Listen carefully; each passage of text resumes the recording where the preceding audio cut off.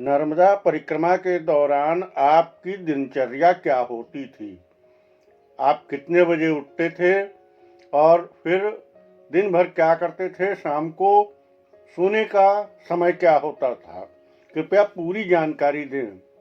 शायद इनको परिक्रमा करनी है महाराज जी को, इसलिए ऐसा कमेंट किया है। तो इसकी जानकारी देते हैं आपको हम। तो परिक्रमा के दौरान हर कोई अलग अलग स्थान से आता है और एक जगह आके संकल्प लेता है। एक जगह वह आश्रम में शाम को रुक करके भोजन प्रसादी के लिए और रुकने के लिए एक जगह एकत्रित हो जाता है किसी आश्रम में। आप यह मान के चलें कि कोई भी आपको कहेगा नहीं कि आप कितने बजे उठे, कितने बजे भवन पूजन भजन करें अपना, कितने बजे ना, कोई नहीं कहेगा। लेकिन उस प्रक्रिया के दौरान आपकी नींद अपने आप ब्रह्म मुहूर्त मतलब 4, साढ़े 4, 5 के बीच में अपने आप खुल जाएगी। उसके दो कारण होते हैं। पहला कारण जो हमको समझ में आया कि यदि आप शाम को 8, साढ़े 8 बजे तक सो जाते हैं, क्योंकि सारे आश्रम में परिक्रमावासी जो होते हैं दिन भर का चल के थके होते हैं और आश्रम माई के किनारे होता है, एकदम शांत व्यवस्था में होता है, गांव से भी दूरी होती है, तो वहां आपको किसी भी प्रकार का हल्ला आवाज इस तरह की चीजें नहीं सुनाई देंगी। तो 8, साढ़े 8, 9 बजते बजते आपको नींद आ ही जाएगी। इतना आप थके होंगे और इतनी शांति होगी उस क्षेत्र में कि नींद आ ही जाती है। उसके बाद जब आप 9 बजे सो जाएंगे तो 4, साढ़े 4 बजे ऑटोमेटिक आपकी नींद खुल जाएगी ब्रह्म मुहूर्त में। और यदि माई के किनारे आश्रम है तो 5 से 6 बजे तक आप देखेंगे हर व्यक्ति अपना अपना कमंडल लेके माई में स्नान के लिए, कोई स्नान के लिए जा रहा है, कोई स्नान करके आ गया है, कोई भजन कर रहा है। तो आप अपने परिवार के बीच में या अपने घर पे जहाँ से आप आए हैं वहां आपकी कोई भी दिनचर्या रही हो, आप किसी भी विचार से हो, मैं इसको नहीं कहता कि आप किस विचार से हैं। बहुत से लोग ऐसे भी आए हैं जो धर्म को मानते ही नहीं थे और वहां आके ऐसे उनके विचारों में परिवर्तन आ गया। ये माई की महिमा, इस पे आगे चर्चा करेंगे। तो इस तरह से जब भजन पूजन होने लगता है तो आपका भी दिल वैसा ही हो जाता है, आप भी वही प्रक्रिया अपनाने लगते हैं और यही सही प्रक्रिया है। यही सीखने, यही समझने, यही जानने के लिए, यही साधुओं का सत्संग करने के लिए आप परिक्रमा में गए हैं। तो आप जब उस तरह से उसी प्रक्रिया में आते हैं तो नहा धो के आप भी अपना सवेरे सवेरे उठ के माई की आरती पूजन शुरू कर देते हैं। आधा घंटा से 1 घंटे के बीच में सारी प्रक्रिया होती है और 4 बजे उठ के आप 6:30 बजते बजते आप एकदम आगे की परिक्रमा के लिए आप तैयार हो जाते हैं, कपड़े वगैरह सारे अपने रख करके। अब आप जिस भी आश्रम में हैं वहां पर निश्चित है कि आपको सुबह 6 बजे चाय प्रसादी की व्यवस्था हो जाएगी। आपको चाय प्रसादी लेने के लिए वहां के महाराज स्वयं आके कहेंगे कि बाबा चाय प्रसादी है, चाय प्रसादी ले लीजिए। यदि कुछ बाल भोग होता है, बाल भोग मतलब नाश्ते के तौर पे, यदि कुछ बाल भोग होता है तो आपको नाश्ते के लिए भी आमंत्रित किया जाएगा। आश्रम से आप अपना बैग ले करके आप चल देते हैं आगे की परिक्रमा के लिए। वहां यदि कोई रास्ता ठीक नहीं है उसके लिए वहां के जो महाराज हैं, जो महंत हैं अथवा कमेटी का कोई सदस्य यह आपको बता देता है कि महाराज इस रास्ते से नहीं, इस रास्ते से जाइएगा। क्योंकि वहां पे माई के किनारे जो है जब खेती का सीजन होता है तो मोटरें लगी होती हैं जिनके द्वारा माई का जल लेकर के वो अपने खेतों तक लेके जाते हैं और मोटरें बिजली से चलने वाली होती हैं। तो यह माई से ज़्यादा दूर से वो रास्ता नहीं है, सड़क मार्ग बिल्कुल पैरेलल होता है, माई के बराबर की तरह होता है। तो वो कह देते हैं कि महाराज आप इधर से चले जाइए। ठीक भी है परिक्रमा वासियों के लिए और सिंचाई जो कर रहे हैं उनके लिए भी वो सारी चीज़ें केवल परिक्रमा वासियों के लिए सुरक्षित रखने के लिए होती है, क्योंकि यह जिम्मेदारी होती है आश्रम वालों की। वो महसूस करते हैं जिम्मेदारी को कि अगले आश्रम तक हमारे सारे परिक्रमावासी सुरक्षित पहुंच जाएं। रास्ते में आप भजन करते हुए, माई का नाम लेते हुए आगे आगे चलते रहते हैं, नर्मदे हर का उद्घोष करते रहते हैं। एक चीज से बचना चाहिए, वो मैं बता रहा हूं आपको कि उस चीज से यदि आप बच गए तो आपकी परिक्रमा पूरी तरह से दोष रहित होगी, दोष नहीं होगा उसमें, बिना दोष के वह परिक्रमा आपकी पूरी होगी। रास्ते में क्या होता है कि परिचय होता है, पीछे से कोई परिक्रमावासी आया, उससे आपका परिचय हुआ, आप आगे निकल गए तो आप जिसके पास पहुंचे उससे आपका परिचय हुआ। तो केवल माँ की ही बात हो, केवल सत्संग हो, और कहाँ के हो, क्या हो, क्योंकि उस समय आप कोई कहाँ कहाँ के नहीं होते हो, आप किसी पर्टिकुलर स्थान का नाम के नहीं होते हो। आपने संकल्प लिया है तो परिक्रमा का और साधुवाद का, इस चीज का ध्यान रखना है कि आप केवल और केवल माई की प्रदक्षिणा के लिए आप माई के किनारे चल रहे हैं। तो माई की ही बात हो, इधर उधर की बातें आप ना करें, बचें इससे। हालांकि मानव का स्वभाव है, यदि कोई मानव मिलता है और जिज्ञासु है तो वह पूछेगा जरूर, लेकिन प्रयास यह करें कि इन सब चीजों से बचें। आप रास्ते में यदि कोई मिल जाता है तो आप प्रयास करें कि उससे 50 मीटर ही दूरी बनी रहे, तो बातें नहीं होंगी। फिर आपके विचार केवल माई के प्रति ही रहेंगे, फिर सत्संग, फिर धार्मिक ही प्रचार, दिमाग में आपके धार्मिक बातें ही चलना शुरू हो जाती हैं। और ऐसा मेरे साथ बड़वानी के आगे जब हम निकले तो एक महाराज, साधु महाराज मिल गए। शरीर बहुत भारी था, दाढ़ी बढ़ी हुई थी। वह एक परिक्रमा पूर्ण करके और तुरंत ही उन्होंने दूसरी परिक्रमा उठा ली थी। तो अब मेरा भी स्वभाव ऐसा ही था, ये बदलाव हमारे अंदर बड़वानी के पहले नहीं आया था। मैं भी ऐसा ही उत्सुक था कि भाई आप कहाँ के, आप कहाँ के, फिर अन्य अन्य चर्चाएं चलने लगती थी। लेकिन उन्होंने मुझसे यह शब्द कहा, पता नहीं क्यों मुझसे ही कहा या सबसे कहते थे, मैं ये समझ नहीं पाया, लेकिन उन्होंने मुझसे कहा कि महाराज, मैं आनंद शब्द, एक आनंद होता है ना कि बहुत आनंद आया, तो मैं आनंद नहीं बोलता था, मैं बोलता था बहुत मज़ा आया, बहुत मज़ा आया।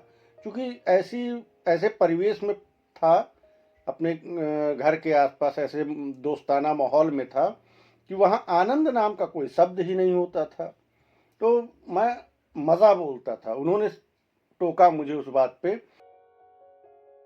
फिर मुझे थोड़ा सा अच्छा नहीं लगा कि ये मुझसे ऐसे कह रहे हैं, मैंने इनसे नाम क्या पूछ लिया, ये मुझे ऐसे समझाने लगे, ज्ञान दे रहे हैं।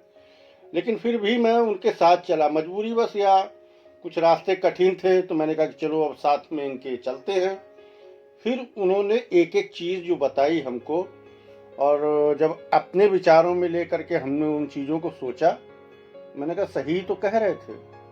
और जब कुछ उनकी बातें मुझे बहुत अच्छी लगी तो मैं था ही ऐसा, मैं कहाँ उनका पीछा छोड़ने वाला। फिर तो 15 दिन, एक दो बार मुझे लगा कि ये अगुता करके और मुझसे पीछा छुड़ाना चाह रहे हैं, लेकिन मैं भी लखनऊ का था, मैं पीछा कैसे छोड़ता। मुझे तो मेरी भूख और उन्होंने बढ़ा दी थी नर्मदा मैया की परिक्रमा के बारे में जानने के लिए, और खूब पूछा उनसे, खूब पूछा, चूंकि वह एक परिक्रमा कर भी चुके थे और मेरी जानकारी की भूख जो थी वह भी बढ़ रही थी। लेकिन ज्यों-ज्यों उनसे मैं पूछूं और ज्यों-ज्यों एक प्रश्न का उत्तर पाऊं, वैसे दो प्रश्न फिर खड़े हो जाएं। करते करते करते करते जितनी उनके पास जानकारी थी उतनी मैंने निकालने का प्रयास किया, जानकारी निकाल ली। तो मैं टॉपिक से देखे थोड़ा सा इधर उधर हो गया था। फिर जब आप परिक्रमा करते हैं तो 10 साढ़े 10 बजे तक आपको 2 बार 3 बार कोई ना कोई आपको नर्मदे हर बोल करके चाय प्रसादी के लिए अवश्य बुला लेता है। यह मेरा अपना अनुभव है। तो चाय प्रसादी ले ली, कोई बिस्किट ले लिया या कुछ और बाल भोग, तो इस तरह से आपका चलता रहता है, एनर्जी बर्न होती रहती है, फिर आप एनर्जी प्राप्त करते रहते हैं। इस तरह से चलते चलते दोपहर का समय हो गया। हाँ, 12 बजे के बाद पहला जो आश्रम मिले आप वहीं रुक जाइए, जहाँ भी अन्न क्षेत्र हो। देखिए 2 तरह से होते हैं वहाँ पे, एक में लिखा होता है सदाव्रत मिलता है और एक होता है अन्न क्षेत्र है। अन्न क्षेत्र में आपको पका हुआ भोजन मिलेगा, यहाँ लिखा हुआ सदाव्रत मिलता है, वहाँ आपको कच्चा सीधा वगैरह मिल जाता है। तो आप दोनों चीज को समझ के जो भी आपको उचित लगे वो आप करें। दोपहर में भोजन प्रसादी करके 1 बजे के बाद यदि धूप कड़ी है, काफी कड़ी है, आप चल सकने की स्थिति में नहीं है, तो आप थोड़ा सा आराम कर लें। 2 बजे 3 बजे भी यदि आप चलते हैं तो 1 घंटे में 3 किलोमीटर का एवरेज बहुत आराम से चलने पे निकलता है। और यदि 5 किलोमीटर के बाद भी कोई आश्रम है तो आप 2 घंटे में, 2.5 घंटे में कवर कर सकते हैं। इस तरह से आप चलते चलते 2-2.5 घंटे में 5 बजे, 5:30 बजे तक आप आश्रम में पहुंच जाएं। आप अपना आसन लगा लें, उसके बाद अपने आप को हाथ पैर धो लें, या नहाने का मन है, क्योंकि दिन भर पसीना हुआ रहता है तो नहाना ही ज़्यादा अच्छा लगता है। लेकिन कुछ लोग या शारीरिक कमजोरी की वजह से अथवा आलस्य की वजह से नहाना नहीं चाहते हैं, तो वो अपना कम से कम हाथ पैर धो ले। एक चीज़ आपको और बताना चाहूँगा कि जो आप दंड लेके चलते हैं परिक्रमा में, उसकी तुलना, उस दंड की तुलना भाई के समान की जाती है, क्योंकि उसका ही सहारा होता है। जैसे सामाजिक रूप में सामाजिक उलझनों को झेलने के लिए एक भाई का सहारा होता है, उसी प्रकार आपको परिक्रमा करते समय उस दंड को भाई रूप ही मान के उसका सहारा ले है। उस दंड को भी ले जाकर के स्नान कराने की प्रक्रिया है कि आप उस दंड को भी अपने, जैसे आप अपनी साफ सफाई कर रहे हैं वैसे भी उस दंड को साफ करें, ले आइए। फिर उसको अपनी पूजा का सामान निकाल करके पूजा आरती करिए। पूजा आरती करने के बाद थोड़ा सा विश्राम करेंगे, तब तक भोजन प्रसादी का समय हो जाएगा। भोजन प्रसादी कर लिया आपने। ये करते करते 7, 7:30, 8 अन्य आश्रमों की अलग अलग व्यवस्था है, लेकिन मैक्सिमम 8:30 तक आपको भोजन प्रसादी करा दी जाती है। भोजन प्रसादी करें, अपने आसन पे आएं, सो जाएं। यही दिन भर की प्रक्रिया होती थी हम लोगों की, और यही प्रक्रिया मुझे पता है, वो मैं आपको बता रहा हूँ। जो इसमें कमी बेसी हो, जो मुझे नहीं पता है, तो वह आप मुझे कमेंट करके बताएं। नर्मदे हर। फिर आगे का वृत्तांत तभी और बताता हूँ। अब इतने वृत्तांत के बाद, इतनी बातें बताने के बाद कुछ लोगों के कमेंट हो सकता है, क्योंकि पुराने कमेंट से यह एहसास हो गया है कि जो चीज़ हम सोच नहीं सकते उस तरह के भी कमेंट आते हैं। तो कुछ लोग ये अवश्य कहेंगे कि इसमें भजन कहाँ हुआ, इसमें सत्संग कहाँ हुआ, इसमें अन्य चीज़ें, पूजा कहाँ हुई। आप तो आधा घंटा सुबह पूजा कर रहे हैं, आधा घंटा शाम को पूजा कर रहे हैं। तो ऐसे विचार से, इस विचारधारा के लोगों को एक छोटी सी बात कहता हूँ कि जो हम मैया के किनारे चल रहे हैं वह भी अपने आप में एक प्रकार का भजन ही है, क्योंकि हम साध रहे हैं। साधु का दूसरा अर्थ होता है साधना, साधना तपस्या। तो वह भी एक प्रकार की तपस्या ही कर रहा है परिक्रमावासी, जो माई के किनारे चल रहा है। माई की इच्छा के अनुसार, माई ही की ही इच्छा है कि हम माई की परिक्रमा कर रहे हैं, वह भी एक तरह से साधना ही हुई। अब उसी में कुछ लोग ऐसे भी हैं, ऐसे भी चलते हैं परिक्रमा में, जो अपने बगल के परिक्रमावासी को, अपने आसन से बगल में यदि कोई आसन लगा है, कोई बुजुर्ग व्यक्ति है और शारीरिक रूप में तकलीफ झेल रहा है, तो उसके पैर भी दबा देते हैं, उसके तलों में हल्का सा तेल लगा के मालिश भी कर देते हैं। तो जरूरी नहीं है कि मन में हम नाम रटते रहें और हमारा बगल का आसन जिसका लगा हुआ है वह कराह रहा है दर्द से। तो वह जो सेवा करते हैं ना लोग, वह भी एक प्रकार की साधना ही है, वह भी एक प्रकार का भजन ही है। ऐसे बहुत से लोग मिले हमको, ऐसी बहुत सी मैया मिली जो कि एक दूसरे का सहयोग, एक दूसरे का, अच्छा बहनी तुम्हारा पैर दर्द कर रहा, ला हम दबा दें, कल उसका दर्द करा था उन्होंने दाब दिया। ये एक दूसरे का सहयोग करते हुए जो चलने की भावना होती है ना, इसको हमारे हिसाब से इसको सेवा भाव कहते हैं। और सेवा भाव से बड़ी कोई भी साधना नहीं होती है, ऐसा मेरा अपना मानना है। हो सकता है आप कुछ और माने। इसी में कुछ लोग क्या करते हैं कि जैसे आश्रम वासियों से कहे कि भैया कोई सेवा बता दो, तो आश्रम वासी भी कहते भाई चलो भोजन बना लेते हो, चलो टिक्कर सेक दो। तो 100 आदमी की टिक्कर यदि 2 आदमी बना रहे हैं तो थोड़ा कष्टदायी होता है। वो 2 आश्रम के व्यक्ति हैं और यही 6 मैया पहुंच गई कि लाओ बाबा चकला बेलन दो, चाहो लाओ हम सेक दे, लाओ हम ये कर दे, तो 6 और 2 संख्या 8 की हो गई। 100 आदमी का भोजन बनाने के लिए 8 आदमी बहुत आसानी से बना सकते हैं, लेकिन 100 आदमी का भोजन 2 आदमी बनाएंगे तो बहुत तकलीफ में बनाते हैं। और ऐसा होता है, वहाँ जो परिक्रमावासी में मैया चलती हैं वह बिल्कुल ऐसा करती हैं कि लाओ बाबा हम बना लें। तो आश्रम वासियों का भी बहुत मनोबल बढ़ता है कि ऐसे परिक्रमावासी हैं। कुछ परिक्रमावासी झाड़ू का काम ले लेते हैं, कुछ परिक्रमावासी गाय का चारा, यदि कई आश्रम ऐसे मिलते हैं जिसमें गौ पली हुई है और चारा काटने की मशीन है, लेकिन अब ये जो रोटी बना रहे हैं बाबा, यह खाली होंगे तब गौ का चारा काटेंगे।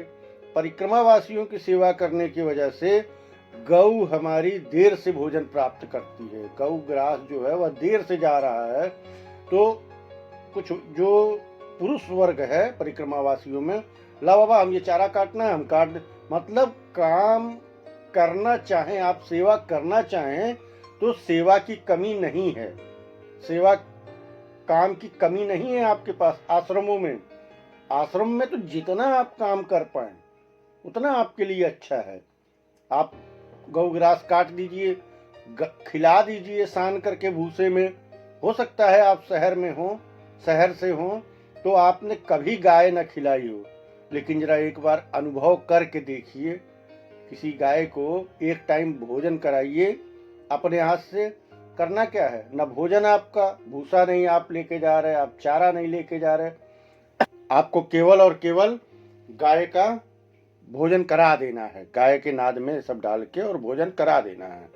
और उसके बाद जब गाय खा रही है उसके जरा शरीर पे हाथ फेर के देखिए कितना कितना संतुष्टि प्राप्त होती है। ऐसा वह व्यक्ति जरूर कमेंट करेंगे जो गाय की सेवा कर रहे हैं अपने अपने घरों पर रख करके।